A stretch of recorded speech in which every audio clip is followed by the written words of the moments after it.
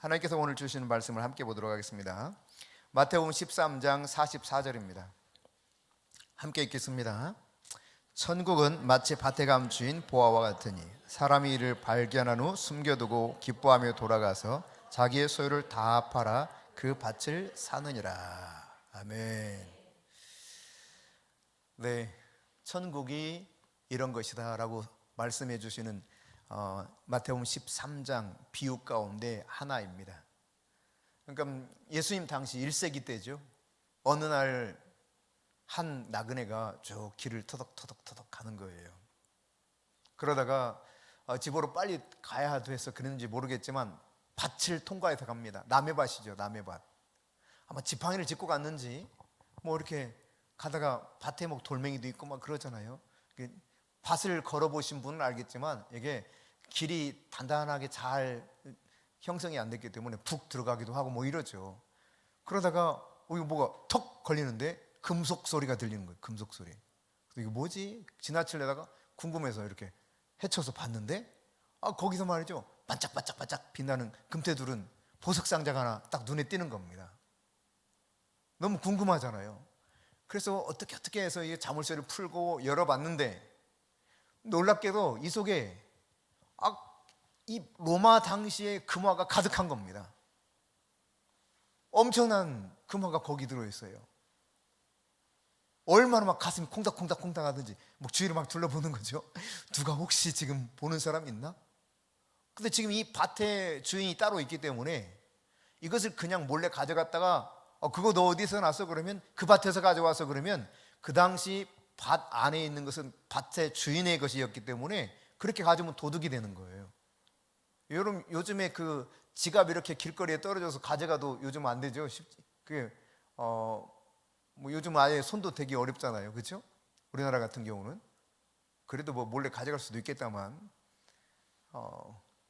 어쨌든 말이죠, 이게 남의 것이기 때문에 그냥 가져가면 도둑질이 되는 거예요. 그래서 이것을 어떻게 하면 그럼 내가 나의 소유로 이것을 취할 수 있을까 고민하다가 여러분 뭐 너무 간단한 이야기 아니겠습니까? 그 밭을 그냥 통째로 사면 되는 겁니다. 그래서는 잘 덮었어. 막 위장해서 거기 파보지 않은 것처럼 표시를 덮어놓고 자기만 아는 표시를 거기 딱 해놓는 거예요. 뭐 뭔지 여러분 짐작하시죠? 아마 여러분도 이런 표시하면서 놀았던 기억도 있을 거예요. 옛날에 그 저희 또래만 하더라도 짤짤이라고 해서 짤짤이 알아요? 짤짤이, 쌈치기, 아찌두지 쌈, 아찌두지 쌈 이런 거를 하는데 이제 집에 있는 동전 어머니 아버지 거 다 애들이 막 훔쳐가가지고 막 그 말하자면 뭐라고 말해야 될까? 돈놀이에요, 돈놀이. 쌈치기를 하는데 짤짤이를 하는데 이제 이게 어느 때는 이제 어떤 애들이 막 몽땅 다 딸 거 아니에요. 자기가 다 해가지고 자기가 다 따. 근데 이게 굉장히 또 많아져요. 그럼 이거 통째로 집으로 가면 탈로가 나. 너희는 이거 어디서 나서 하면 이래저래 하면 막 혼날 만한 상황이 주어지면 애들이 어떻게 했냐면 그 당시에 했던 방법 중에 하나가 뭐냐면 애들 싹 간 다음에 몰래 흙을 막 파고 산속 어디다 이렇게 숨겨둬요. 그리고 거기다가 이렇게 자기만 아는 표시를 해두는 경우들이 있습니다. 유사했던 것 같아요. 잘은 모르겠지만 어떤 연유인지 모르겠는데 밭에 이 보화가 가득 찬 보물상자를 누군가 묻어두었는데 뭐 그 사이에 주인이 바뀌었는지 안 바뀌었는지 모르겠어요. 하지만 어쨌든 지금 밭 주인은 이 사실을 모르고 있는 건 너무 분명해. 이 보화가 가득한 보물상자를 발견한 이 나그네가 너무 힘없이 터덕터덕 가다가 이 보화를 발견했는데 지금 이제는 완전히 생각이 바뀐 거예요. 지금까지는 막 너무 힘들고 지치고 아이고 내 인생 이렇게 너무 퍽퍽하다 생각하고 터덕터덕 걸었다면 이제는 막 집으로 돌아가는데 그 표시를 해도 돌아가는데 막 껑충껑충 뛰는 거예요. 막 생각만 해도 좋아. 이 밭을 사면 내 것이 되고 내 것이 되는 순간 이 밭이 내 것이 되는 순간 그 보화가 가득한 보물 상자가 다 내 거야. 그러니 얼마나 기쁘겠어요. 막 신이 나가지고 집으로 돌아갑니다. 어떻게 하면 내가 저 밭을 소유할까? 뭐 궁리를 해보죠. 다 팔아버려 다. 우리 그 어린이들 잘 부르는 천국은 마치 밭에 감추인 보화 해서 냉장고 팔고 집도 팔고 다 판대. 그래서 그걸 산다는 거예요. 여러분 이것을 사는 값만 내가 준비하면 저 사람 저렇게 비싸게 불러도 저걸 산다고 해도 이 비밀을 안다면 사겠어요? 포기하겠어요? 당연히 사지 않겠습니까? 그냥 가지면 안 되겠지만 땅 주인이 정상적으로 거래를 해서 내가 그 밭을 소유하면 그것은 내 것이 되는 거예요. 그때까지는 소문이 안 나야 돼. 잘 감춰둬요. 모르게, 아무도 모르게.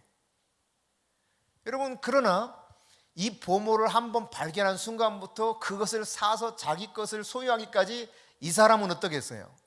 너무너무 흥분되는 거예요. 인생 자체가 달라져 버렸어. 내가 사기만 하면 내 거야. 아무도 몰라.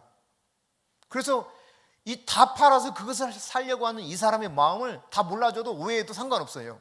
나는 이것만 얻으면 다 이 모든 것으로부터 내가 투자한 몇천 배의 가치를 얻을 수 있다고 판단되기 때문에 보물에 완전히 사로잡히죠. 그 순간부터. 자도 그 보물 생각, 일어나도 그 보물 생각, 밥을 먹어도 그 보물 생각, 빨리 어떻게 이것을 내가 내 재산 다 정리해서 그것을 사가지고 내 것을 만들어야 되는데 이 생각으로 사로잡히는 거죠. 여러분 흥분돼요? 아니면 진짜 속상해 죽겠네 하면서 날마다 한숨 쉬면서 지내겠어요? 여러분이 그 입장이라면 나는 왜 저 밭을 살 만한 것도 없을까? 아니 다 팔면 될 것 같은데 이거 다 팔고 내가 사면은 내가 좀 미련한 짓 아닌가 이런 생각하면서 혹시 후회하면서 내가 차라리 안 봤으면 몰랐을 텐데 왜 내가 이런 갈등을 하지? 이런 사람 혹시 있을까요? 만일 그런 분이 계신다면은 잘 모셔드려야 됩니다. 잘 모셔드려야 돼요. 근데 여러분 지금까지 발견하기 전과 이제 발견한 이후부터는 이 나그네의 판단 기준이 달라졌어요. 밭의 보화가 가장 중요한 판단 기준으로 바뀐 것입니다. 삶의 중심이 다 바뀌어버렸어요. 뭘로요? 밭의 보화, 감추인 그 보화가 삶의 모든 것의 가치관을 결정하는 가장 중요한 요소요. 삶의 중심도 그거야. 오로지 그 생각만 한다니까. 오로지.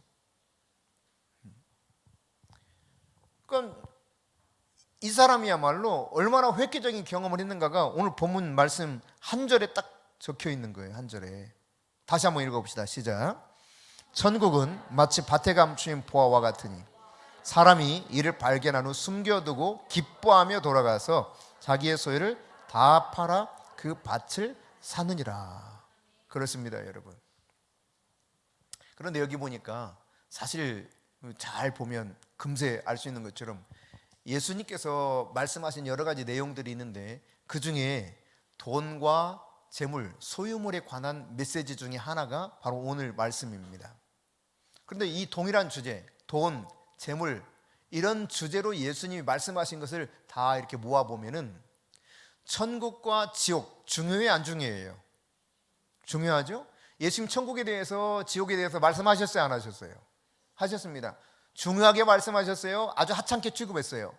굉장히 중요하게 취급했습니다.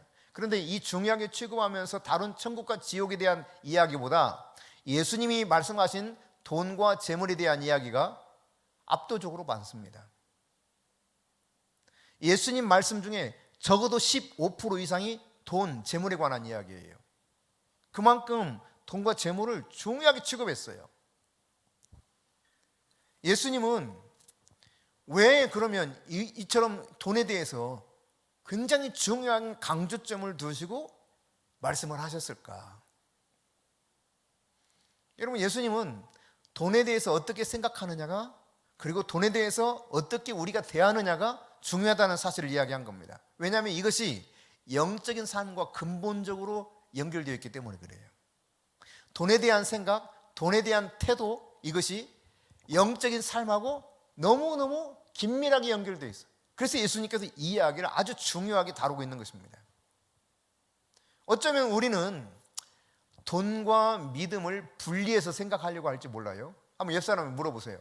당신은 돈하고 믿음하고 분리해서 생각하십니까? 아니면 분리하지 않고 살아갑니까? 한번 물어보세요.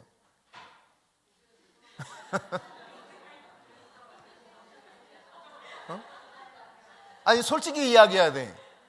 여러분이 진짜 내 마음에 있는 솔직한 생각을 이야기해야 돼. 돈과 재물 이것과 믿음을 별개로 생각하는지, 아니면 돈과 재물에 대해서 진짜 믿음과 동일하게 취급하고 있는지 다시 한번 진지하게 물어보세요. 옆 사람에게 물어보세요. 진짜.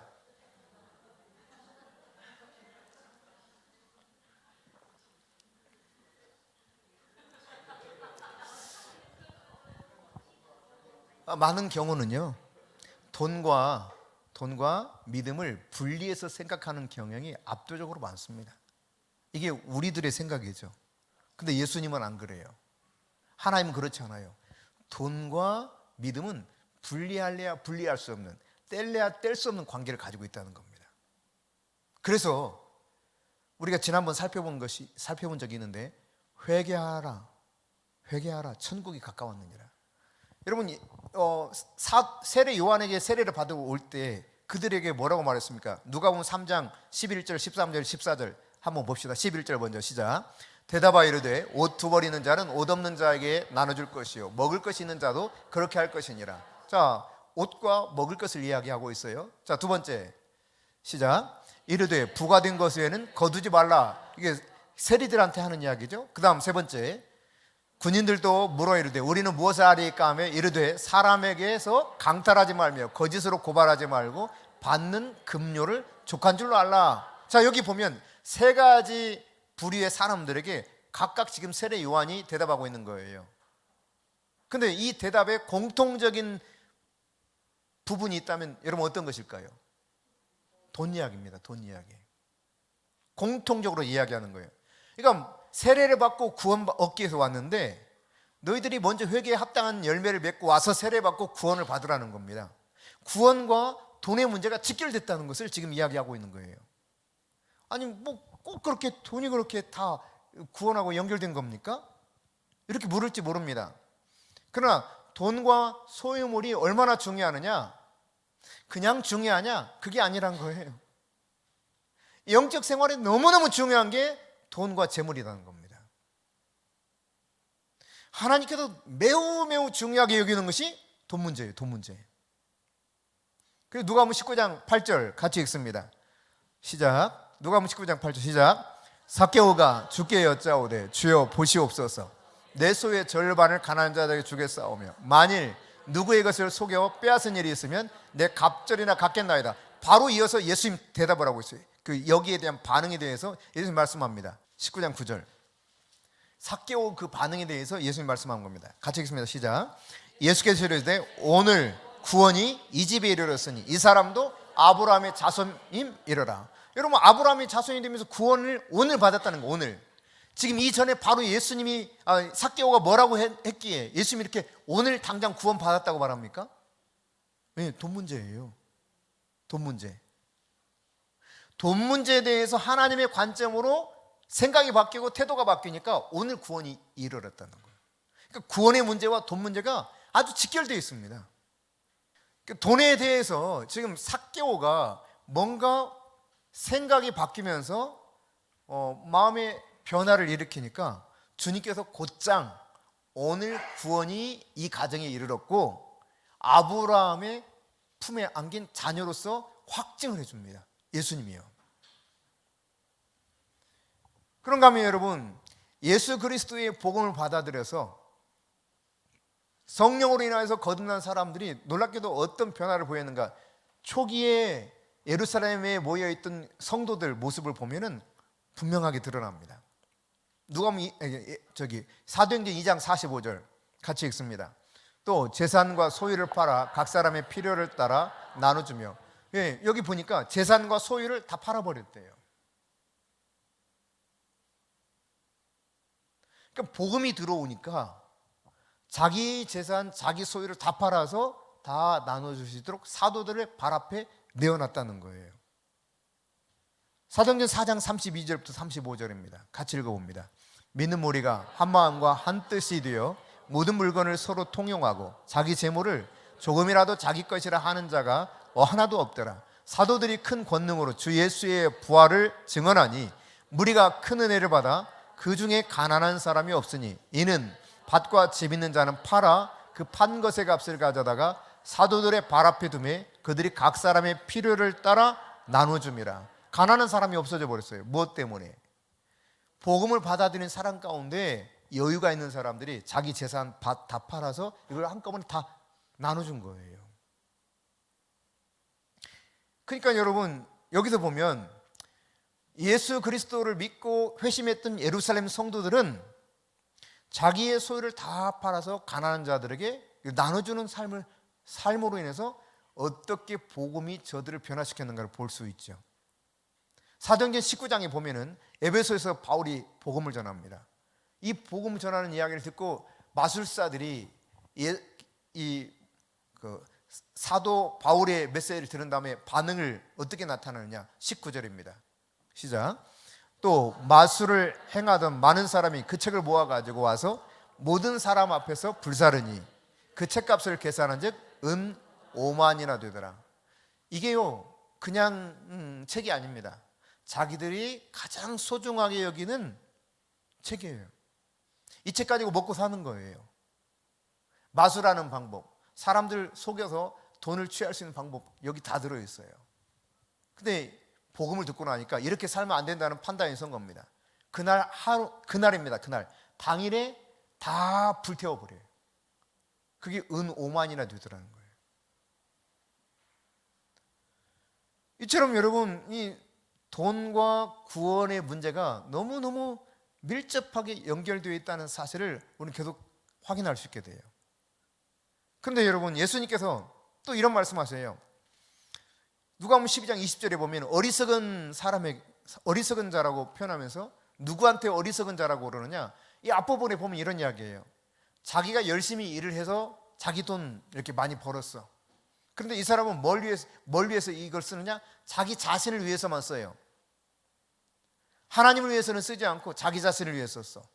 그랬을 때 예수님께서는 방금 우리가 눈으로 딱 스캔했던 것처럼 어리석은 자로 하나님 이 사람을 이끌어서 똑똑한 사람입니다. 자기가 나름 열심히 노력해서 지혜를 구해가지고 돈을 벌었던 사람이에요. 근데 예수님은 세상에도 참 저 사람 진짜 똑똑해. 어떻게 저 사람에게 손대는 것마다 뭐가 잘 되지? 이렇게 부러워하는 사람입니다. 마이더스 터치 같은 거예요. 그냥 갖다 대면 그냥 뭔가 되는 거예요. 근데 이 사람을 향해서 예수님은 이 어리석은 자야 이렇게 말씀합니다. 그리고 내 영혼을 오늘 밤 내가 도로 찾으리니 이것이 누구의 것이 되겠느냐 이렇게 질문하셔요. 자기를 위해서 재물을 쌓아두고 하나님께 부여하지 못한 자는 어리석은 자다 이와 같이 말씀하고 있습니다. 그러니까 하나님께 부여한 자가 되라는 이야기죠. 자기를 위해서 부여한 자가 아니라 하나님께 부여한 자가 되라. 여러분 마태복음 19장에 보면은 예수님을 찾아오는 한 젊은 관원이 있어요. 그는 꽤 부자였던 것 같습니다. 예수님이 그에게 요구하는 것 딱 한 가지 있었습니다. 이 한 가지만 네가 해결하면 너 영생을 얻을 수 있다 그랬어요. 어떻게 하면 영생을 얻을 수 있겠습니까? 묻는 그런 사람이었죠. 너에 대해 한 가지가 부족해서 이 문제가 해결되지 않고 있다는 거예요. 그러면 한 가지 번쩍 귀 뜨일 거 아니에요. 귀가 번쩍 뜨입니다. 너무너무 궁금해서 지금 예수님 찾아왔거든요. 내가 어떻게 하면 영생을 얻을 수 있습니까? 근데 너에게 딱 한 가지 부족한데? 이렇게 하니까 신의 한 수잖아요. 신의 한 수.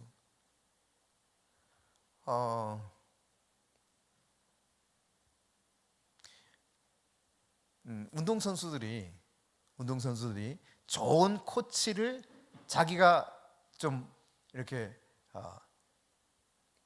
도움을 받으면서 성장하고 싶어 하죠. 돈을 많이 들여서라도 좋은 코치를 옆에 두기를 원합니다. 왜 그래요? 그 좋은 코치는 어떻게 하면 그 운동 기량이 성장할 수 있는지, 문제가 뭔지를 빨리빨리 가르쳐주고 제대로 성장하도록 도울 수 있기 때문에 그렇습니다. 그러니까 돈을 몽땅 들여서라도 좋은 코치를 섭외하고 자기 옆에서 돕도록 하기를 원하는 거죠. 예전에 김연아 선수 같은 경우도 세계적인 코치를 이렇게 모셔오지 않았습니까? 영생을 얻는 길, 이 길에 대해서 누구보다 잘 아실 만한 분이 내가 길이요 진리요 생명이다 표현하시는 예수님 아니겠어요? 예수님께 묻는 거예요. 그래서 최고의 인생 코치 아닙니까? 예수님 어떻게 하면 내가 영생 얻을 수 있습니까? 너에게 한 가지 부족해. 여러분, 뭐가 부족하다고 이야기했습니까? 너의 재산을 다 팔아서 가난한 자들에게 나눠주고 너는 나를 따라와. 이게 영생 얻는 길이라는 거예요. 그게 한 가지 문제라는 겁니다. 근데 성경은 뭘 이야기합니까? 그가 재물이 많음으로 심히 근심하며 떠나니라, 이렇게 기록하고 있거든요. 내가 포기하지 못하는 한 가지, 이것이 나로 하여금 영생을 얻도록 방해하는 요소가 될 수 있는데, 그 중에 인간은요 제일 걸림돌이 되는 게 뭐냐? 돈 문제예요. 돈 문제. 이 돈 문제가 인간에게 있어서 가장 하나님 앞에 나아가지 못하게 만드는 핵심적인 문제라는 이야기입니다. 더 큰 보물을 위해서 모든 것을 포기해야 되는데, 이 더 큰 보물을 내가 눈에 보이지 않기 때문에 이게 눈에 보이는 것만 생각하고 그 더 큰 보물을 바라보지 못하는 것이죠. 그러나 여러분, 오늘 본문에서 밭에 감추인 보화를 발견한 사람은 어떻게 했습니까? 기꺼이 자기 재산을 다 포기합니다. 왜요? 그 가치를 알기 때문에 그래요. 가치를 모르는 사람은 내 것을 포기할 수가 없죠. 가치를 아는 사람은 포기하고 내려놓을 수 있습니다. 여러분, 그러면 이렇게 질문해 보겠습니다. 이 사람이 자기 전 재산을 다 정리하고 포기했어. 여러분, 불쌍한 사람입니까? 이 사람이 너무 부럽습니까? 갈등을 하시네. 이게 갈등하는 게 느껴지는데 마음에서는 야 진짜 멋져. 근데 그건 진짜 포기하기 어려워. 이 갈등이 막 느껴지는데요. 응? 이거 어쩌라는 거지? 다시 질문하겠습니다. 밭에 감추인 보화를 발견했어. 자기 전 재산을 다 팔아버렸어요. 이 사람 불쌍한 사람입니까? 엄청 부러운 사람입니까? 그럼 여러분에게 제가 질문해 볼게요. 여러분이 밭에 감추인 보화인 천국을 내가 발견했어. 천국을 위해서 모든 걸 다 포기할 만한 준비가 다 돼 있고 그렇게 가고 있습니까?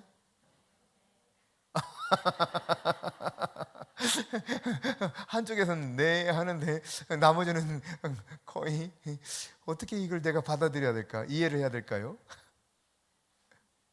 감추인 보화, 천국을 이야기하잖아요. 이걸 발견했으면 다 팔아버린다는 거예요. 이거 이야기 들을 때는요, 야 진짜 저 사람 진짜 멋지다. 그래 저렇게 당연히 해야지. 근데 실제 내 문제 속으로 들어와서 감추인 보화 같은 천국을 발견했어. 영생을 얻기에 뭐가 부족합니까? 한 가지 부족하다고 예수님 말씀하셨어. 그런 문제가 나한테도 있다라고 하는 것을 생각하면 여러분 포기해야 돼요? 아니면 미련을 가지고 계속 쥐고 있어야 돼요? 대답은 좀 쉽죠. 그래도 이게 대답은 좀 쉬워. 근데 여러분, 원숭이를 잡을 때도 그런 방법 쓴다 하지 않습니까? 이 굴을 하나 파, 굴을. 그래서 이 주먹이 딱 들어갈 만한 굴, 딱 주먹 하나가 들어가. 그러니까 손 하나가 들어가는 원숭이 손 하나가, 거기에 원숭이가 좋아하는 음식을 놔뒀어. 그래서 원숭이가 이 굴 속에 딱 해가지고 이걸 딱 잡았습니다. 근데 막 저기 이제 사람들이 잡으러 와, 원숭이를. 그럼 여러분, 정상적이라면 어떻게 해야 되겠어? 이거 놓고 도망쳐야 되는데 이거를 못 놓는데 원숭이가. 그래서 이거 막 낑낑하다가 결국은 붙들린다는 거예요. 원숭이 잡는 방법 중에 하나가 이겁니다. 이런 원숭이 보면 저 미련한 원숭이 막 이러겠죠? 여러분 어때요? 그러니까 예수님 그러시는 거예요. 자기를 위해서 재물을 쌓는 자, 이게 어리석은 자라는 겁니다. 얼마나 영생을 얻기에 갈급했으면 예수님 찾아와서 내가 뭘 하면 좋겠습니까? 물었겠어요. 네가 천국이 가깝다 그랬거든요. 그만큼 이 사람은 정말 천국을 사모하는 사람이었습니다. 예수님께 칭찬받는 그런 부류의 사람이었어요. 근데 딱 너한테 한 가지 부족한데 이렇게 이야기하셨거든요. 이것만 해결하면 돼. 그게 돈 문제였거든요. 그러니까 구원의 문제, 영생의 문제와 이 돈 문제는 절대로 떼서 생각할 수 없어요. 우린 따로따로 생각하고 싶어. 따로따로 생각하고 싶다니까? 돈은 돈이고 천국은 천국이고 별개로 생각하고 싶어요. 근데 예수님 절대로 그렇게 생각하지 않으세요. 기꺼이 포기한 것을 보면서 야, 맞아 하는데 머릿속에서는 이게 이 사람이 잘했다고 지금 판단하고 있어요, 다. 그러면 여러분이 과연 이 입장 속에서 천국을 발견했어. 근데 모든 걸 다 내놓으라고 그래. 재산도 다 팔으라고 그래. 이거 그냥 강제로 하는 것이 아니라 성령이 막 내 마음을 요동시켜가지고 다 포기하게 만들어. 그러면 여러분 어떻게 해요? 갈등하실래요? 과감하게 내려놓을 수 있겠어요? 대답하기가 어렵죠? 그렇다니까. 아까 그러니까 묘한 게 이게 느껴지더라고. 갈등이 돼요, 갈등이. 왜 그러면 갈등합니까? 그 가치를 모르기 때문에 그런 거예요. 미래 가치를 모르기 때문에 현재 가치에만 온통 마음이 다 빼앗겨 있는 겁니다. 당장 눈에 띄는 거, 이거 내가 포기할 수 없는 거예요. 마치 원숭이처럼 다음에 다시 먹을 거리 여러 군데서 찾을 수 있고요. 이거 놔도 충분히 살 만해요. 근데 이거 쌀 이거 쥐고도 못 나온다니까. 안 빠져. 쌀이 있어가지고 주먹이 커지면서 안 빠져요. 아무리 빼려고 해도 딱 그만큼만 뚫어놨기 때문에 구멍을. 이걸 못 놔. 얼마나 어리석어요. 오늘 예수님의 말씀이 유사한 것들을 우리에게 이야기해주고 있는 것이죠. 분명히 이 사람이 불쌍한 사람이 아니라 부러워야 될 사람이라고 다 인정을 하는데, 실제로 내 문제에 있어서 내가 천국을 발견한 사람처럼 내가 모든 것을 다 포기하고 과연 주님 따라갈 수 있는가?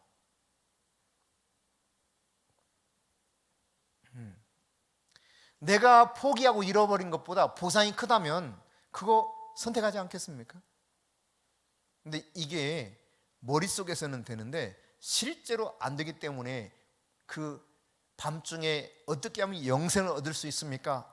와서 질문했던 이 부자 관원처럼 우리가 고민하면서 그래도 그렇게까지는 못 믿을 것 같아요 하고 가는 거예요.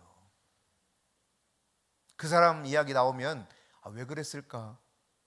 이런 생각할지 모르는데 대부분의 사람들이 이럴 수 있다는 사실입니다. 고민이 돼. 그리고 근심하며 예수님 곁을 떠났던 사람처럼 그렇게 터덕터덕 다시 돌아가는 거죠. 여러분, 내가 장기간 영원히 보상받을 수 있다면 일순간의 보상을 포기하겠습니까? 어느 걸 선택하겠습니까? 일순간 잠깐 누릴 수 있는 보상을 선택하겠습니까? 더 크고 영원한 보상이 있다면 그걸 선택하겠습니까? 왜? 대답은 이건 너무 쉬워. 근데 그 다음이 참 중요하단 말이에요. 그렇다면 내 머릿속에서 내 판단이 그렇다면 진짜 단기간에 나에게 보상으로 주어지는 이 재물에 대해서 내가 놓을 수 있는가 질문하면 이게 그다음부터는 대답하기가 곤란해요. 대답하기가 곤란해. 근데 여러분, 오늘 본문에 보니까 핵심적인 것 중에 하나는 뭐냐면 이 사람이 말이죠, 44절에 다시 보시면 이 사람이 그 밭에 감춘 보화를 발견한 다음에 다시 잘 숨겨뒀어. 그런 다음에 어떻게 집으로 돌아간답니까? 기뻐하며, 너무 좋아서 막 너무너무 좋아서 기뻐가지고 어쩔 줄 몰라 하면서 가요. 자기 재산 다 팔 것이 너무 기뻐. 모든 걸 다 내려놓는 게 너무 기뻐. 왜? 내가 발견한 게 너무 크기 때문에.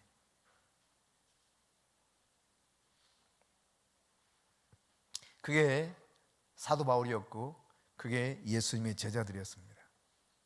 그런 사람들이 복음을 전하기 위해서 목숨을 걸었습니다. 그런 목숨을 건 사람들 때문에 우리에게 복음이 들어온 거예요. 기뻐하며 가서 기뻐하며, 의무감 때문에 어쩔 수 없이 내가 진짜 이것까지 팔으래, 진짜 속상해 죽겠네, 나 이렇게까지는 믿고 싶지 않은데, 이게 아니에요. 너무 기뻐가지고 어쩔 줄 모르면서 빨리 팔아서 빨리 내가 이거 얻어야지, 이 마음으로 그냥 완전히 사로잡혔어. 완전히. 여러분에게 이 기쁨이 넘쳐날 수 있기를 축복합니다. 적은 것 내어주고 큰 보화를, 일시적으로 있는 것 포기하고 영원히 있을 것을 얻을 수 있다면 얼마든지 내려놓아야 정상이겠죠. 여러분, 세상의 재물이라고 하는 것은 아무리 가치 있다고 해도 그 가치는 유한합니다. 이 세상에서밖에 가치가 없어요. 그 가치가 영원하지 않다는 이야기예요. 그런데 사람들은 이것을 추구해요. 이것을 영원하지 않은 가치, 이거를 추구하면서 죽도록 애씁니다. 여기에 인생을 다 겁니다. 삶을 다 허비해버립니다. 영원하지 않은 가치를 위해서. 짐 엘리엇은 그런 말을 했죠. 영원하지 않은 것을, 영원한 것을 위해서 포기하는 것은 어리석은 것이 아니다. 그럼에도 불구하고 여러분, 계속 고민하고 갈등하는 문제 거의 100%에 가까이는 이 영원하지 않은 것 때문에 고민하고 걱정하는 거예요. 오전에도 말씀드렸던 것처럼, 쇼츠 내용이 나오는 것처럼 세상에 소망을 두고 살아가는 비참한 성도들의 모습이 이런 모습이라니까요. 어떻게 하면 조금 더 잘 살아볼까? 어떻게 하면 좀 더 돈을 많이 가져볼까? 어떻게 하면 좀 더 내가 뭔가 조금 높아질 수 있을까? 어떻게 하면 내 자식들이 좀 더 잘 될 수 있을까? 이것만 생각하는 거예요. 이거 내려놓지 못하는 거예요. 세상의 가치, 여기에 내 인생을 다 걸어요.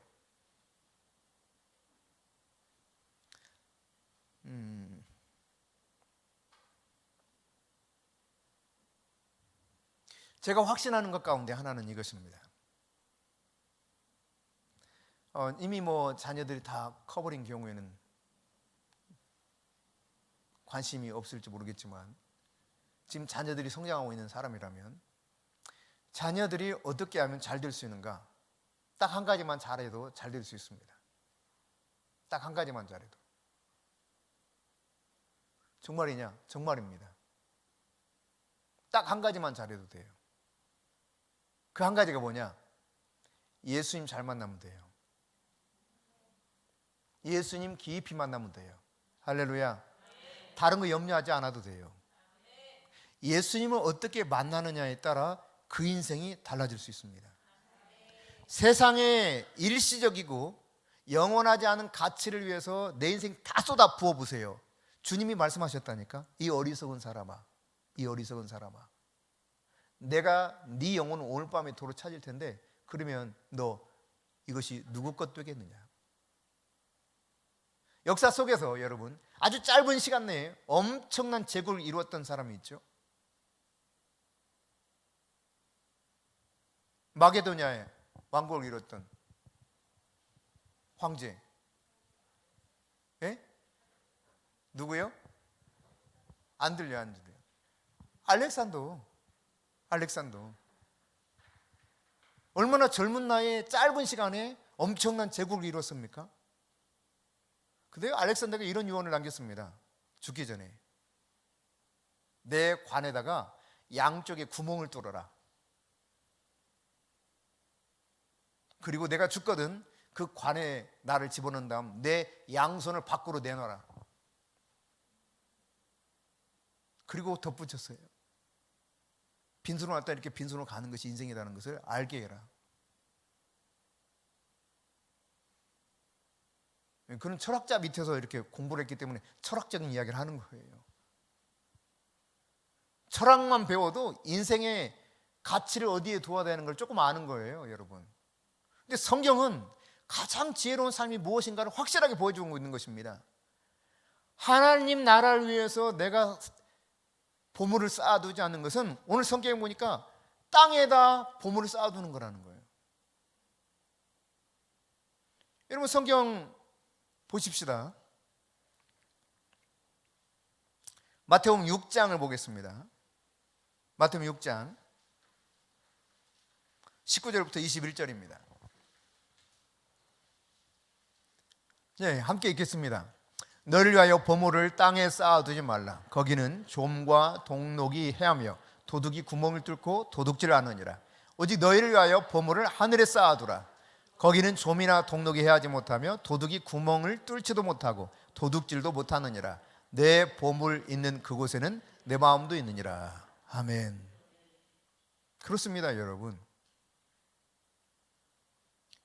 좀과 동록이 해할 수도 있고 도둑이 구멍을 뚫고 도둑질해 갈 수 있는 땅에다가 보물을 쌓아두지 말라는 거예요. 대조적으로 주님 말씀하고 있죠. 하늘에 보물을 쌓아둬라. 거기는 좀과 동록이 해하지 못할 뿐만 아니라 도둑도 구멍 뚫지 못하고 도둑이 절대로 도둑질해 갈 수 없다. 그리고 마지막 결론적으로 말씀하고 있죠. 내 재물이 있는 곳에 내 마음이 있다.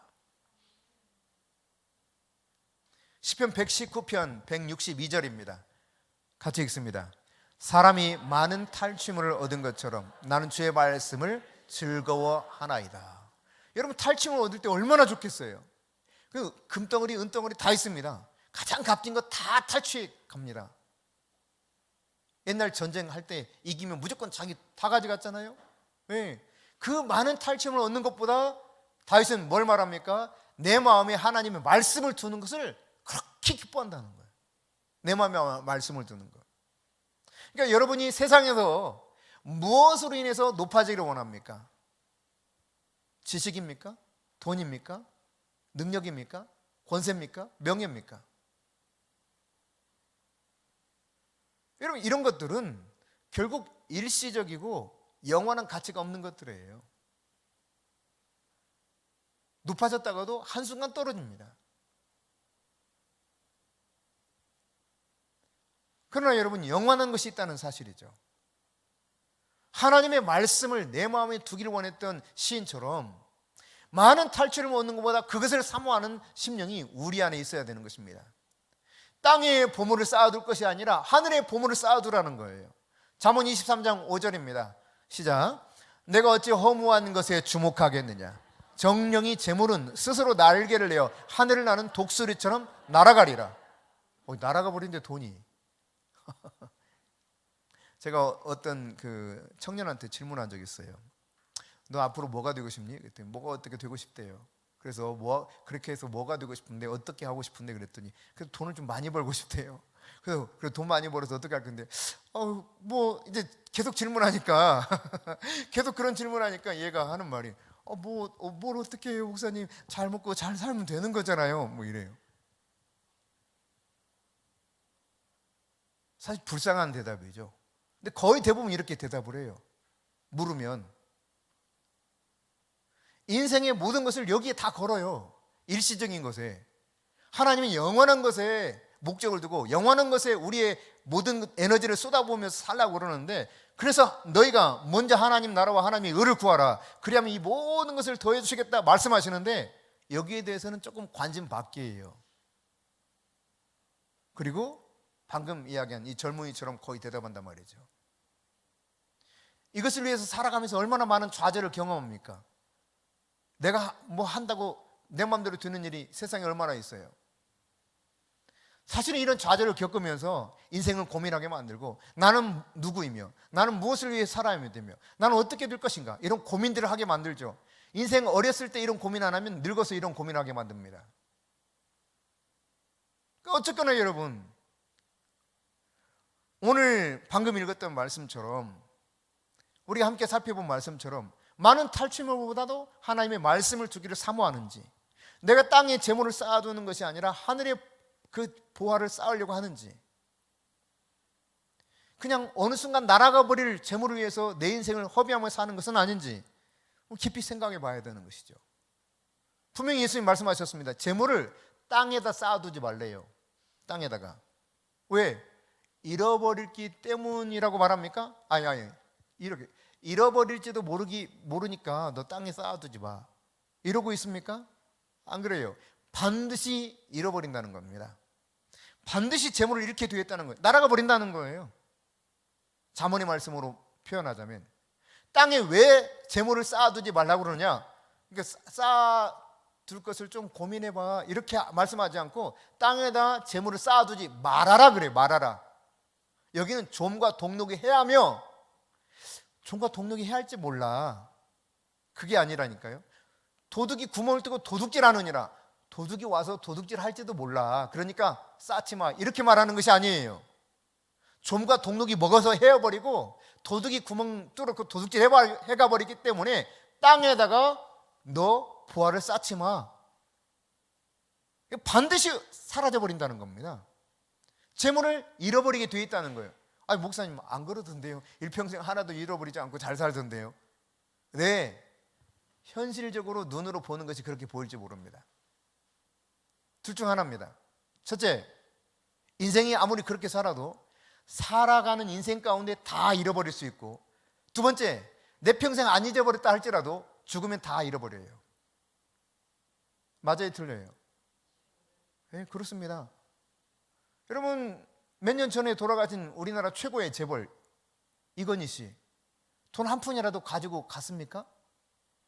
그러지 못해요. 다 자기 거 아니에요. 다 두고 갑니다. 다 잃어버려요.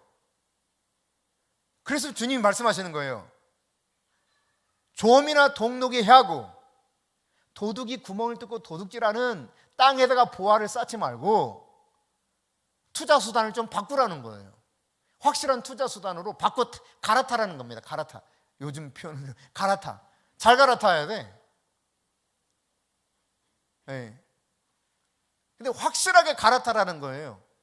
어설프게 갈아탔다가 또 망쳐드는 일들이 많죠. 에이, 그래요. 무슨 하여튼 그렇습니다. 네, 거기까지만 하죠. 내가 다른 이야기를 좀 하려다가 여기 또 그에 비싼 일에 종사하는 분들이 계셔서 오해할까봐. 네, 그래요 여러분. 투자 수단은 확실히 갈아타라는 이야기입니다. 땅에서 하늘로, 좀과 동록이 해하는 데서 좀과 동록이 전혀 해할 수 없는 곳으로, 도둑이 구멍을 뚫고 도둑질하는 곳에도 도둑이 전혀 근접하지 못할 곳으로 완전히 바꿔 갈아타라는 거예요. 할렐루야. 마태복음 6장 20절을 다시 보겠습니다. 시작. 오직 너를 위하여 보물을 하늘에 쌓아두라. 거기는 좀이나 동록이 해하지 못하며 도둑이 구멍을 뚫지도 못하고 도둑질도 못하느니라. 그렇습니다. 너희를 위하여 쌓아두라 그랬어요. 너희를 위해서. 그러니까 여러분 이 말씀을 잘 보면 이렇게 쌓아두는 것이 하나님을 위해서 하는 것이 아니라 나를 위해서. 근데 이걸 바꿔 표현하면 하나님을 위해서 하는 것은 다 나를 위해서 하는 거예요. 이해되셨어요? 네. 너희를 위하여 하늘의 보물을 쌓아둬라. 우리 각각의 자기 자신을 위해서 쌓아두는데, 내가 하나님 말씀 따라서 하면 하나님을 위해서 하는 것 같은데 사실은 나를 위해서 하는 거예요. 이게 하나님 말씀이에요. 왜 내가 하나님을 위해서 살아야 되느냐? 그렇게 하나님 위해서 살면 나를 위해서 내가 지금 차곡차곡, 지금 적금도 보통 적금이 아니야. 30배, 60배, 100배의 이자율이 있는 적금이에요. 요즘 여러분 30배 준다고 해보세요. 돈 엄청 몰리겠죠? 아마 전 세계 돈을 다 모을 수 있을 겁니다. 그렇지 않을까요? 이건 무조건 확실하게 30배가 나와. 그냥 맡기기만 하면. 맡기겠어 안 맡기겠어? 맡기죠. 저라도 100번 1000번 맡기죠. 100%면 2배가 100%잖아. 그렇죠? 2배가. 근데 10배면 500%. 맞나? 수학과 맞아요? 아니야? 그럼 어떻게 돼요? 10배면 어떻게 된다고요? 아니 무슨 주식, 그냥 퍼센트를 말하는 거예요. 퍼센트. 주식과 전혀 상관없어요. 아니 내가 질문하는 건 이거야. 2배면 100%잖아 10배면 몇 %냐고.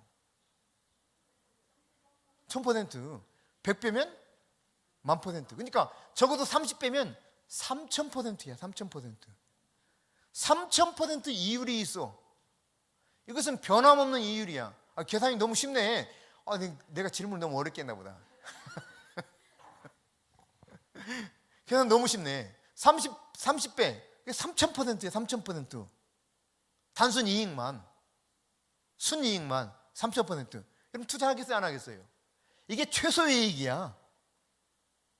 30배, 60배, 100배거든.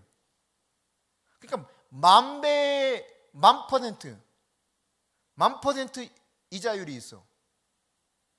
그냥 누워서 떡 먹기 아니겠어요? 땅 짚고 헤엄치기. 얼마나 쉬워. 손실이 하나도 없어요. 이게 바로 주님이 지금 말씀하시고 있는 거예요. 너희를 위해서 쌓아두라. 어디에다가? 하늘에. 너희를 위해서, 너희를 위해서. 하나님을 위해서 하는 것이 나를 위해서 하는 거예요. 할렐루야. 여러분, 왜 예수님께서 너희를 위해서 보물을 하늘에 쌓아두라 말합니까?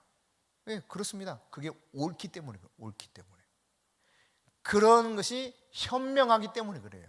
그래야만 보물이 영원히 지속될 수 있고 많아질 수 있기 때문에 그렇습니다. 오늘 주님이 말씀하시는 것입니다. 여러분의 재물을 가지고 저 하늘나라 갈 수가 없어요. 인정해요? 다시 말할까요? 눈을 좀 초롱초롱 뜨고. 여러분의 재물을 가지고 하늘나라 갈 수가 없습니다. 맞아요? 맞아요. 근데 한 가지 방법이 있어. 미리 보낼 수 있어. 미리 딱딱 보내놓을 수 있어요. 그것도 이자율이 30배, 60배, 100배가 있는, 여기에 먼저 보내놓을 수 있어. 가면은 이걸 누릴 수가 있게 돼. 복리 이자도 줄 수 있어. 어마어마한 투자 수단이에요. 할렐루야. 오늘 여러분, 땅속에 묻힌 보물을 발견한 사람처럼 여러분이 현명한 선택을 하시면서 사신다면 하나님께 여러분 칭찬 들으실 뿐만 아니라 여러분의 인생은 정말 영원토록 그 은혜를 누리며 살 수 있는 엄청난 은혜 속에 살아가게 되리라고 확신합니다. 할렐루야.